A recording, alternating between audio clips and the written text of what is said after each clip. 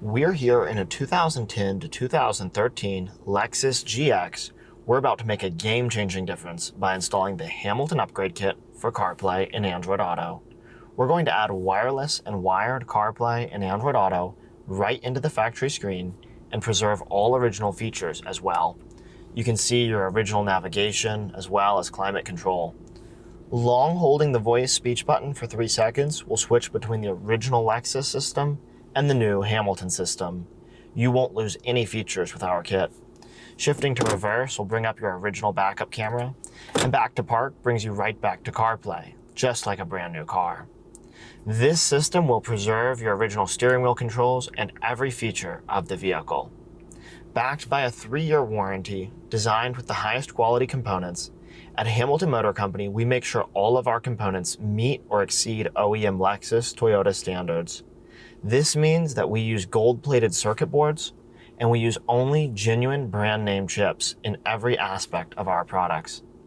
We have top-of-the-line tech support available to talk to you in Raleigh, North Carolina, 919-858-2890. Let's dive in and get started.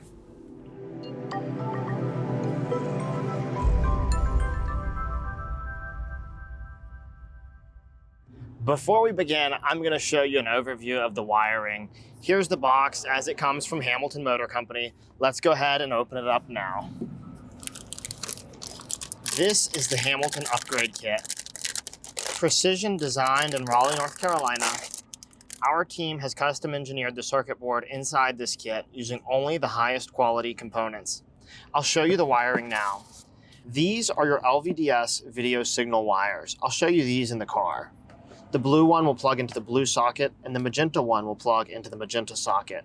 If these colors change in the future, they will still be color-coded on the box. This is the main Hamilton harness. This long tan wire here is the main power harness, and it plugs into the primary power slot on the Hamilton box. You have 3 important pigtails here. One is labeled camera, and one is labeled power. These are going to go behind the factory screen. You'll remove a harness that looks like this from the back of the factory screen. That one will plug into the Hamilton female, and the Hamilton male will go in its place. The same goes for the power harness. It's going to go behind the factory screen. You'll remove one that looks like this, which will go into the Hamilton female, and the Hamilton male will take its place. This one is labeled audio, and it's going to plug behind the factory radio. You'll remove one like this from the back of the factory radio. It'll plug into the Hamilton female, and the Hamilton male will go in its place. You have this male RCA labeled OEM camera. This system is going to use your original camera and original microphone automatically. You do need to connect this to the corresponding yellow RCA labeled camera from this harness. This is the Hamilton accessory harness, and it's going to plug into the USB accessory portion on the Hamilton box here. You will not need to use any of these other RCAs. These are all not used for this kit. This USB port is going to be used for your wireless and wired CarPlay as well as charging your phone. After you connect the camera harness here, I recommend you wrap this in electrical tape so it does not come apart. Our system will use your original microphone by default. You don't need to use any of these other RCAs. This camera power box will plug into your Hamilton main harness. On future models, we're going to eliminate this camera power box, and it will be part of the Hamilton box. But if you have it, it plugs onto the main Hamilton harness here. This is your wireless antenna for CarPlay and Android Auto. You'll need to connect it to the white port here. It will plug behind your screen in an area we recommend away from any metal objects. I'll show you where we're going to put it in the car. Before we begin the installation, you need to make sure that the negative battery cable has been removed from the vehicle to ensure that the power is off. By removing this negative cable, power is off to the vehicle. Next, we're going to remove these leather-covered trim panels on either side of the center console. You can simply use your fingers to press out and slide your fingers along towards the dash. Just like that, the panel will come out and you can put it in a safe place. We'll do the one on the driver's side. Reaching into the gap, we'll start in the back, we'll slide forwards towards the dash, take the panel out, and we'll set it somewhere safe. Next, we're going to remove this leather-covered trim panel above the glove box. You can use a trim pry tool or a credit card to get under the edge of it here and pop it loose. Then use your fingers to support it as you move along and free it. We'll set it somewhere safe. We can now remove the trim containing the start-stop button. Once again, you can use a trim pry tool or a credit card. We'll pop it free, and we're just going to leave this one hanging down for right now.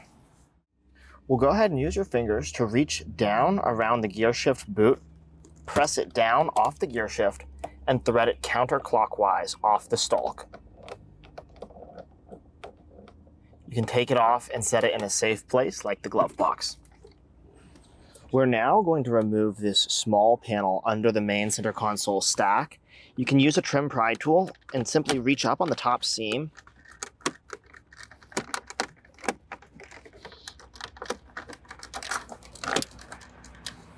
and come across the top of it to pop it loose. You can then reach in from the side, and just like that, it'll come out. We're now going to use a 10mm socket on an extension to remove 1, 2, 3 bolts on the passenger side, holding the radio and screen into place. And we'll take out 1, 2, 3 bolts on the driver's side, also holding the radio and screen into place. Then coming under the radio in the center console, we'll take out these 2 10mm bolts holding the bottom of the radio in place. We're now going to remove this center console panel. You can simply use your fingers to reach in from the sides, and we'll lift it up. Just like that, we'll pop it up on the back. Moving to the front, you'll see these 3 wires here. Go ahead and press down on the tabs and disconnect them one by one. They may require a little bit of force. Be mindful not to tug on the wires, but to pull on the connectors. You can disconnect it now. We'll set it in the back. With the center console removed, use a bath towel or a blanket. We'll go ahead and put it down here to protect your center console and protect your radio from the gear shift as we remove it. Using your hands, reach into the lips on either side of the radio, pull it directly out. Go ahead and slide the radio onto the towel here. Before we take out the screen, we're going to remove this trim panel here for the air vent. Reach under it and pop it loose. Don't apply too much pressure in one place, but work your way across the dash, taking it free, and we'll set it in a safe place. Protect the top of the radio with your bath towel. We can now take the screen out and we'll set it down here. Let's begin the wiring process. Behind the screen here, and we have some harnesses we're going to connect behind the screen and others behind the radio, so don't get confused. This is behind the factory screen. We'll go ahead and press down on the tab of this large white connector and we'll slide it out. We'll take this one down here as well. Press down on the tab, wiggle it back and forth, and take it out. This lower power connector here is going to plug into the Hamilton female labeled power, and the Hamilton male will take its place behind the radio.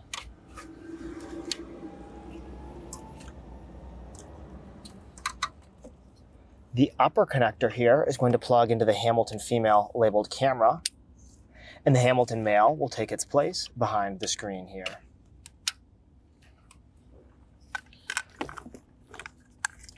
We've gone ahead and connected the camera power box because this unit has one, and we'll set it behind the screen.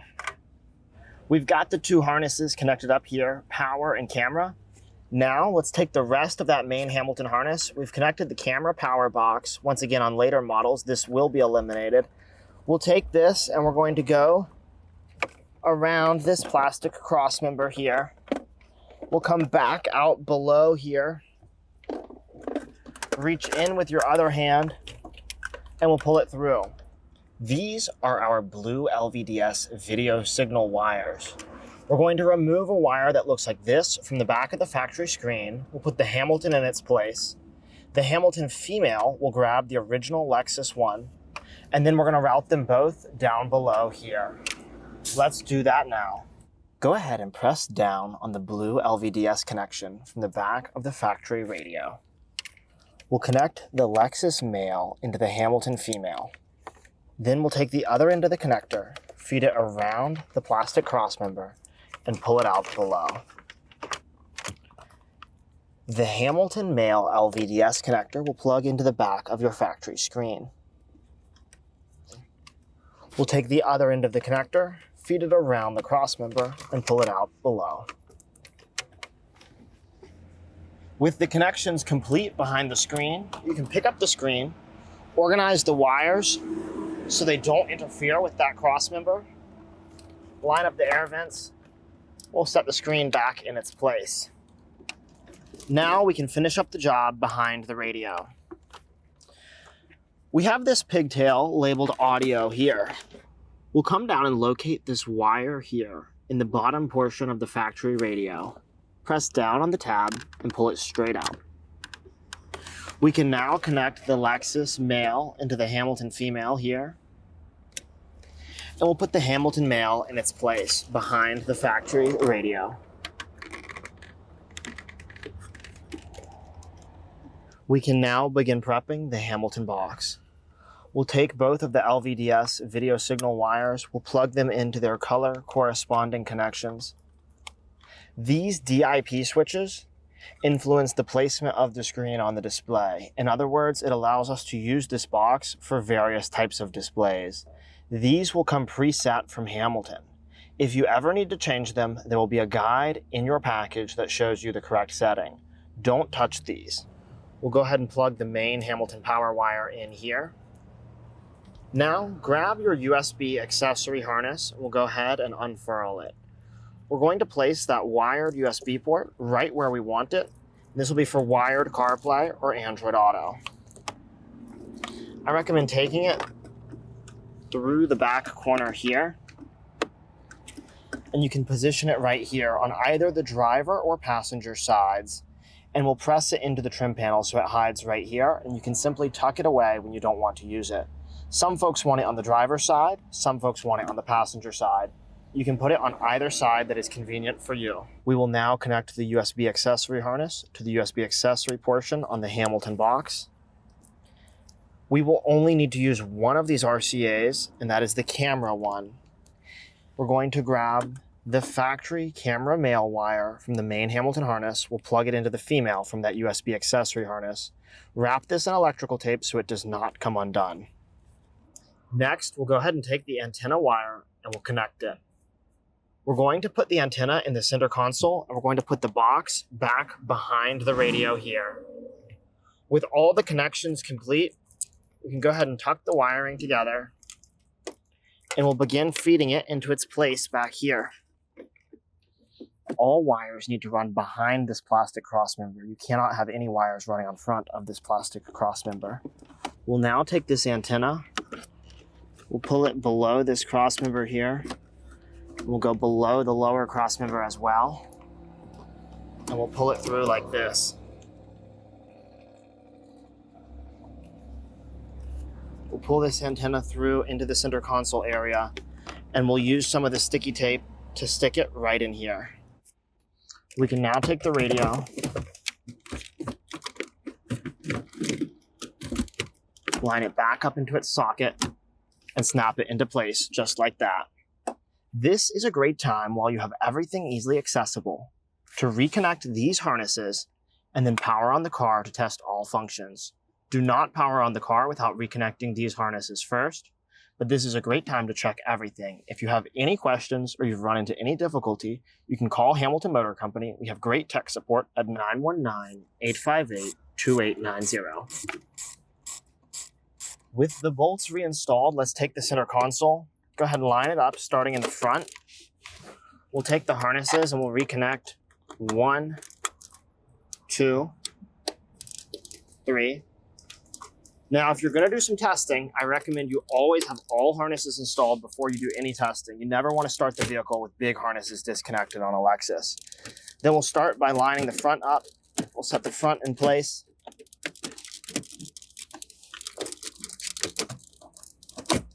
And then we'll click the back in. Make sure you've left room in your wiring for your panel here to open and close. We can now take the small panel that goes underneath the center console stack, we'll line it up and snap it in place. Here on the passenger side, we'll pop loose this trim panel. We'll line up the wood trim and air vent assembly. make sure all the clips snap into place. Then we'll close this trim panel here. Next, we'll take this leather covered trim panel, going from the outside in, we'll snap it into place. We'll go ahead and take the start stop button now, line it back up into its socket, and we'll snap it into place. We can finish with these two leather covered trim panels that go on either side. Start at the front, press the clips into place and move towards the back. Do the one on the passenger side now. If you ever have trouble snapping these back into place, it's because your radio is not fully seated. So start at the front, snap them down, and move your way to the back. We'll take the gear shift knob now, and we'll twist it back into place.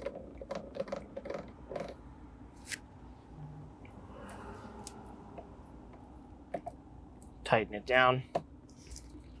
Take the boot and snap it back onto the gear shift knob. You can shift back to park now. We'll go ahead and reconnect the negative battery cable, and let's start up the car.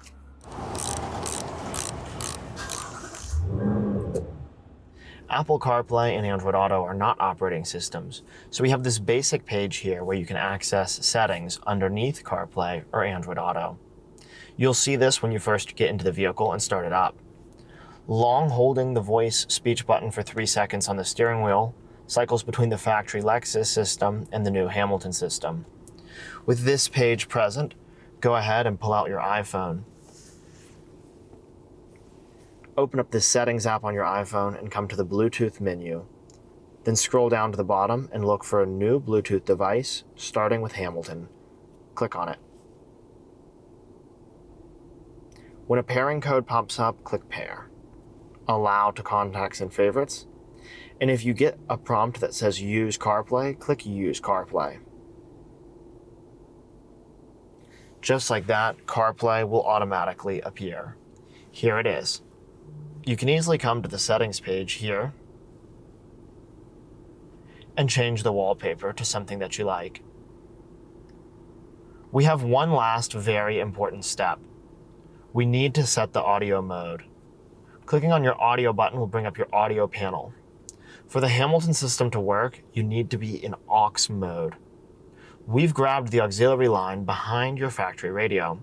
Your phone is streaming music through to the Hamilton system, and the Hamilton system is playing like an iPod through your aux mode.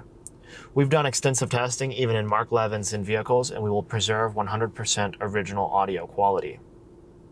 You can also listen to AM, FM, or satellite while using CarPlay. You will not hear the audio from Siri while you're using any of these channels, however. You will only hear the music. If you want to use your factory Bluetooth, this is possible, but you cannot do it by default. You'd need to reach out to Hamilton Motor Company, and we can send you a step to change a setting on our unit for you to use factory Bluetooth. By default, we equip our systems to use aux mode. Aux mode is what we believe to be the most efficient and best mode for using CarPlay on this system.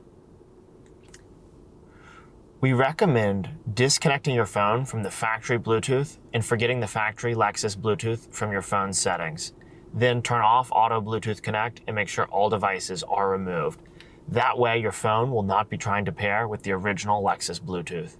You'll want it only connected to the Hamilton network. One last note, CarPlay uses Bluetooth to initiate, but then it takes over your phone's Wi-Fi connection automatically in a high-speed proprietary Wi-Fi connection, similar to how AirDrop works. See when I swipe here? This is your control center. Touching the Wi-Fi icon would give us the option to disconnect CarPlay. And that would be how you disconnect CarPlay if you ever wanted to do so. If you see your Bluetooth change from connected to disconnected, but you're still seeing CarPlay, that's totally normal. CarPlay has initiated with Bluetooth, and it's now using that high-speed proprietary Wi-Fi connection. And just like that, check it out. Wireless and wired CarPlay and Android Auto. For such a timeless vehicle, we've made it feel brand new.